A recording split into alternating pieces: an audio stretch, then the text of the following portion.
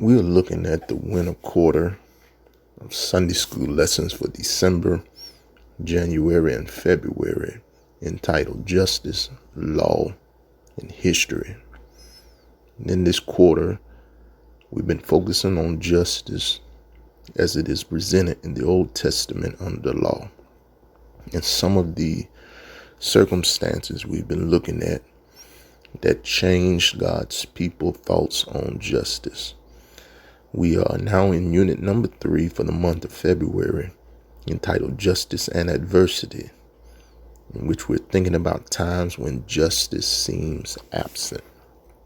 Well, today we're looking at lesson number 12 of February 20th, 2022, entitled Enduring False Charges. Our printed passage is Job 8, verse 1 through 10, and verse 20 through 22. I want to take a moment today and think about our perspective on how God deals with us justly. Now, in our text today, we come across the story of Job, a man who seemingly lost it all. And we see his character and perspective as he goes through it to the point in which he's restored double what he had before. And somewhere in the story, after Job loses it all, 3 friends come to pay him a visit. And one friend that we're looking at today is named Bildad. And Bildad's mindset was that, in him telling Job, was that evil has fallen on you. And that's happened to your family because you have done wrong. God is just. He is righteous. And the only reason you're dealing with what you're dealing with is because you have sinned. Your children did something wrong, so that's why they died. And you've done something wrong, why you've lost everything and are even sick in your body.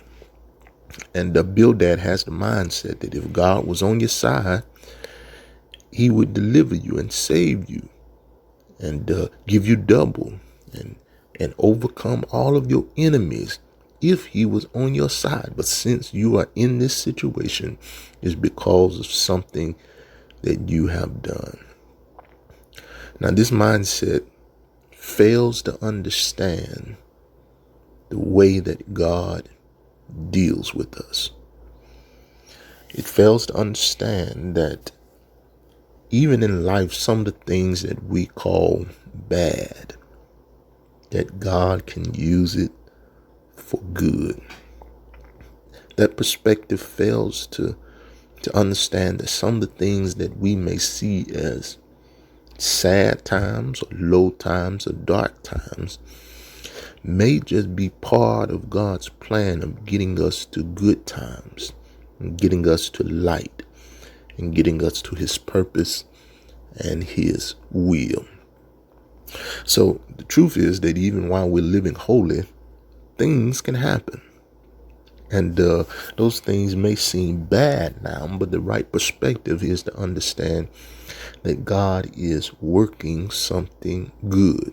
I better give you some examples. Moses, very quick examples. Moses coming to a Red Sea with a vengeful Egyptian king on his trails, and now he is stuck between a rock and a hard place.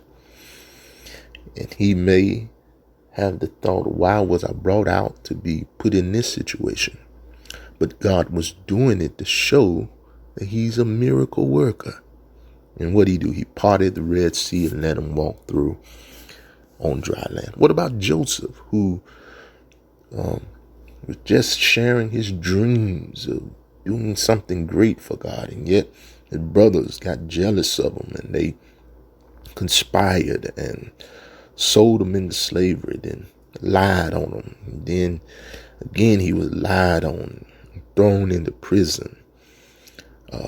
What about that situation? It could seem like it's a dark time, but look at what God was working.